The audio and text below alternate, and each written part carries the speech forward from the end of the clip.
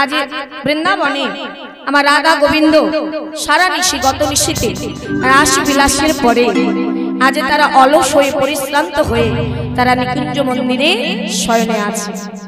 আর গবাক্ষ দ্বারা মানে জানলা দিয়ে সেগুলো দর্শন করছে কে? রাধারানীর সখীরা। আহা কত সুন্দর রাধা গোবিন্দের শয়ন শোভা দেখে যেন মনে হচ্ছে কানকে কনকলতা একে অপরকে জড়িয়ে রেখেছে। যেমন দেখবেন একটা লতার গাছ আরেকটি গাছকে জড়ায় রাখে, তেমনি যেন আজ রাধা গোবিন্দের শয়ন শোভা একে অপরকে এত সুন্দর জড়ায় রেখেছে। কত শোভা আজ গোবিন্দে সুন্দর করে রাধারানীকে শয়ন দিয়েছে তার হস্তের উপরে, সুন্দরভাবে দুজনে ঘুমিয়ে আছে। কিন্তু হঠাৎ করে এদিকে কি হলো?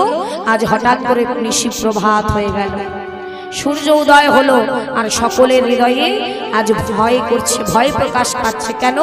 কারণ রাধারানীর যে ঘর ভালো না বাবা, সে যে কৃষ্ণবাদীর ঘরে থাকে, যেখানে কৃষ্ণ কথা বলিতে মানা, যমুনার ঘাটে যেতে মানা, নীল বসন পরিতে মানা, চোখে অঞ্জন দিতে মানা, যমুনার ঘাটে যেতে মানা, ওই গগন পানেও চাইতে মানা।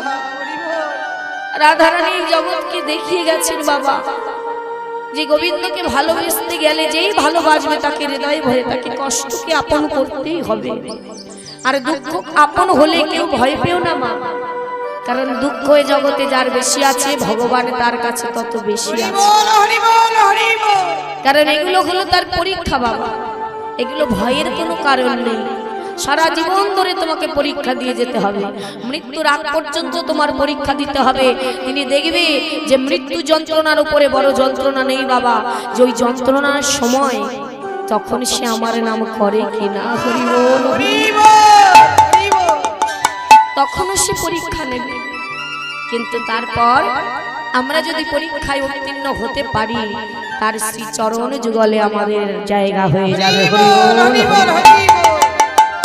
তাই রাধারানী নিজে কৃষ্ণবাদীর ঘরে থেকে তিনি জগৎকে শিখিয়ে গেছেন, দেখো সংসার আমিও করেছি, কৃষ্ণবাদীর ঘরে থেকেও কৃষ্ণ নাম করা যায় যদি মনটা তার প্রতি থাকে। হরি বল হরি বল।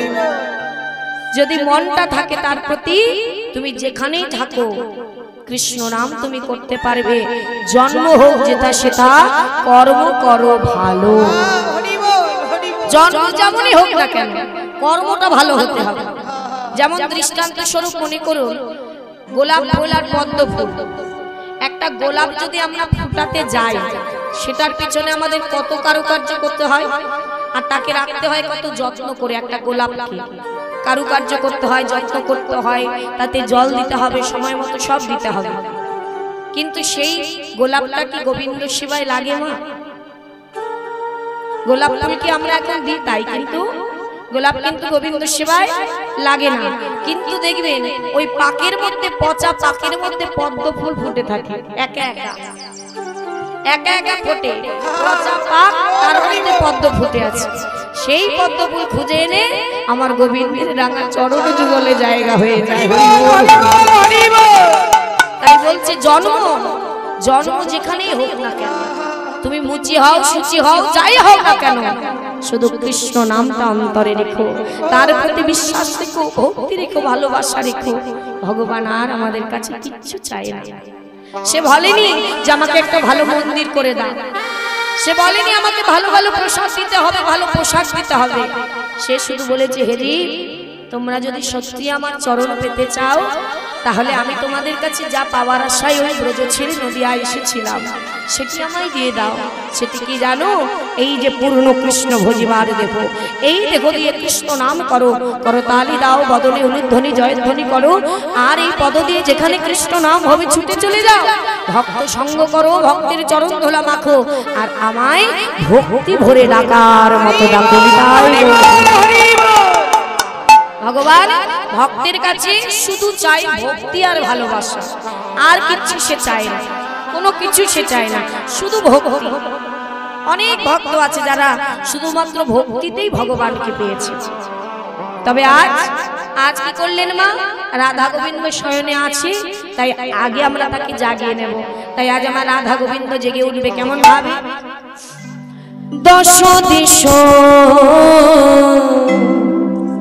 নিরমল হেলো পরমা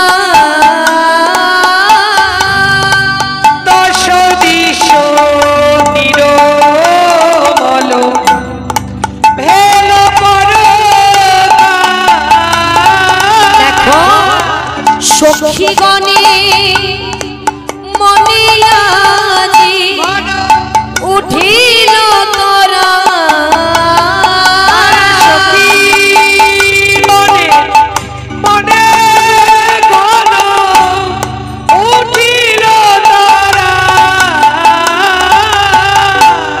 দশ দিশ নিরমল হেল পরমা। দশ দিশ নিরমল হেলো পরমা। এবারে রাই কানু জেগে ওঠো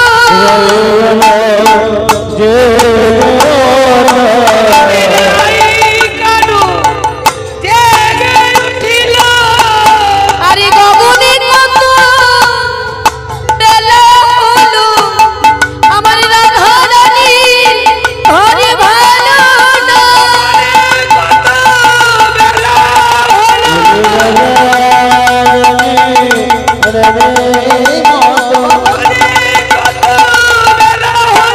এবারে রাই কানু জেগে ওঠো হরি বল হরি বল।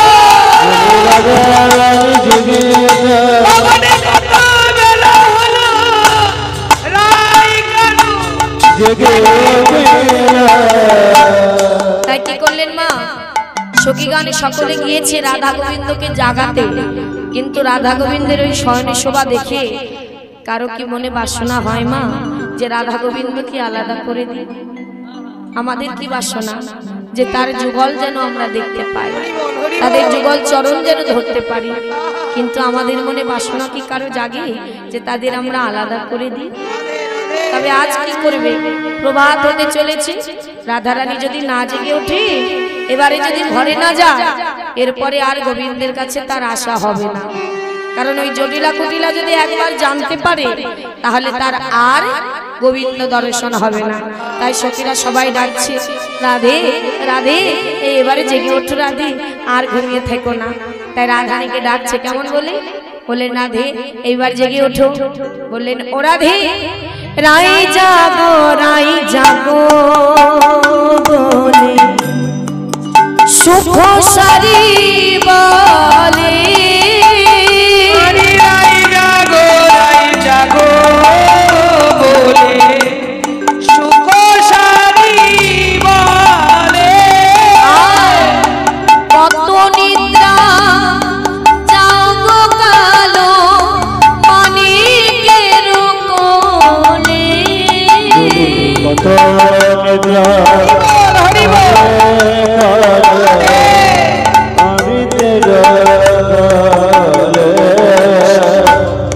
কত নিদ্রা জাগো মানিকের কোলে।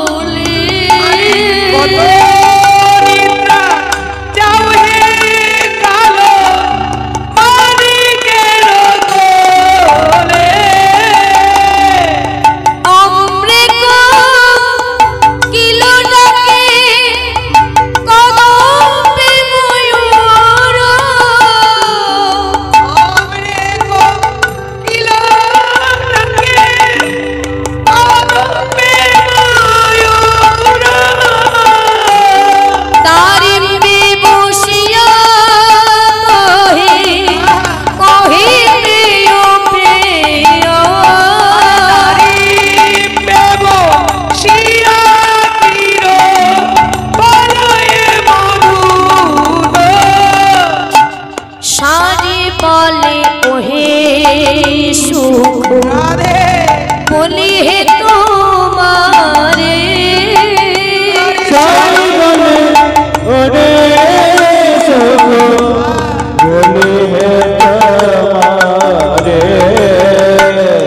অরুণ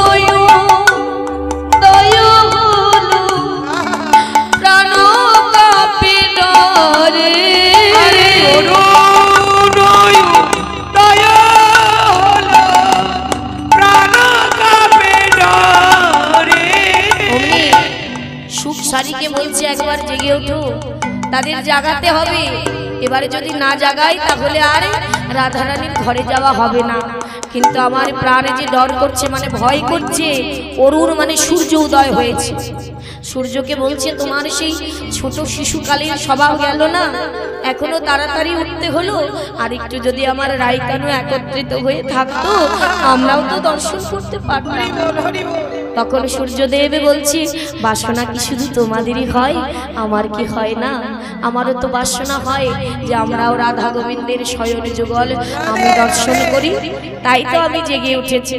তাই বলছে দেখো দেখো অরুণয় দয়ালো প্রাণ কাঁপে ডারে,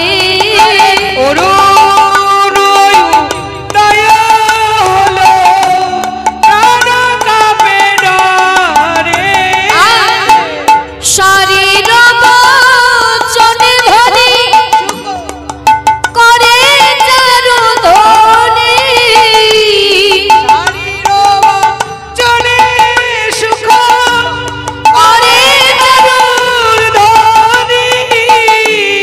ধ্বনি শুনিয়া উঠিল রাধা বিনোদিনী। হরি বল হরি বল।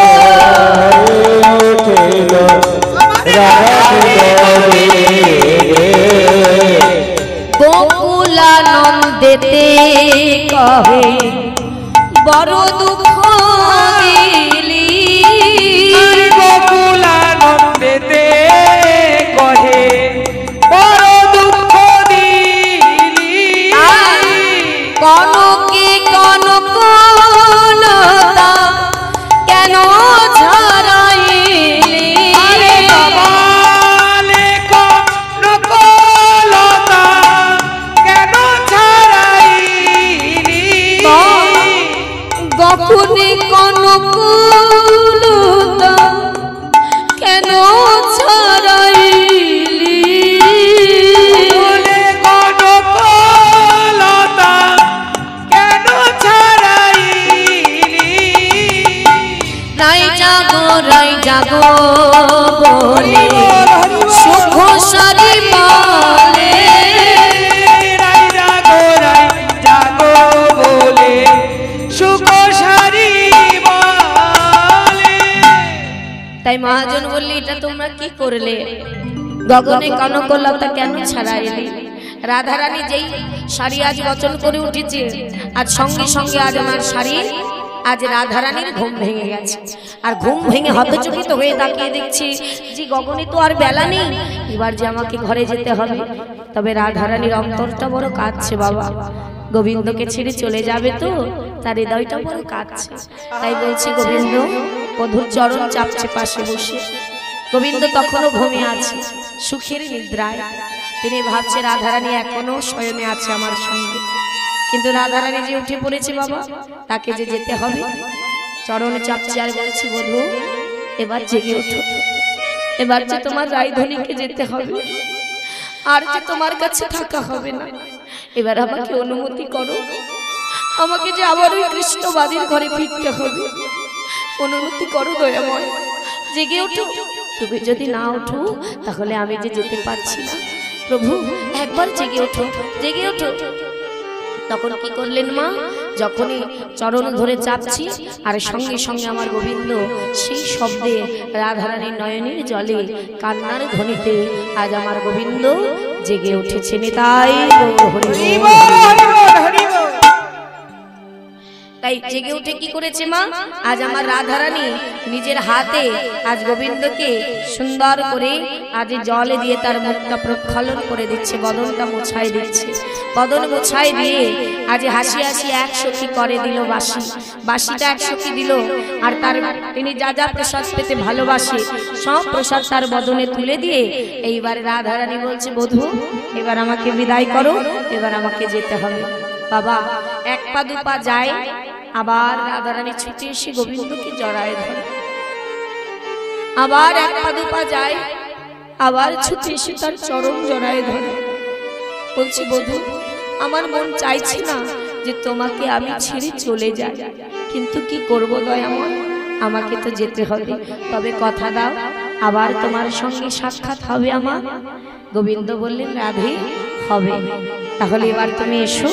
রাধারানী যাচ্ছি মা, আর গোবিন্দ একদিকে চলেছে আর দুঃখে কাঁদছে। আর কি বলছে জানো? রাধারানী বলছে বধূ আমায় দেহ বিদায়,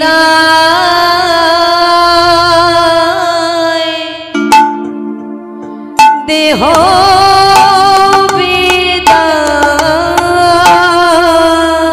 আমায় দেহ হরি বল হরি বল। বিদায়, দেহ আহারে রাধারানী কি বলছে বাবা? আমার দেহ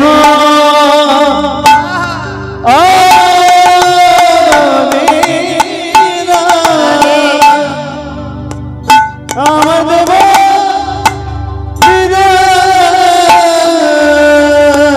আমার প্রাণ রইল তব নামায়, আমায় দেহ বিদায়, দেহ বিদায়। আমার প্রাণ রইল তব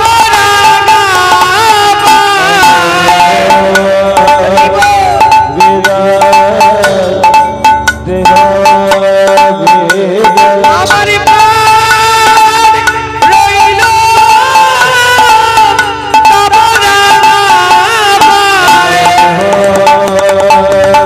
হরি বল হরি বল।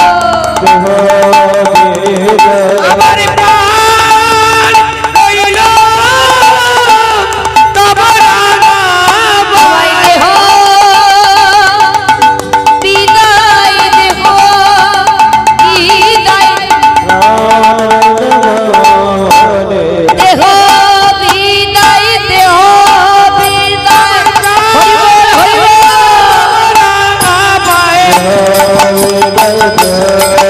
আমার প্রাণ রইল তব পায়ে, আমার প্রাণ রইল তব পায়ে।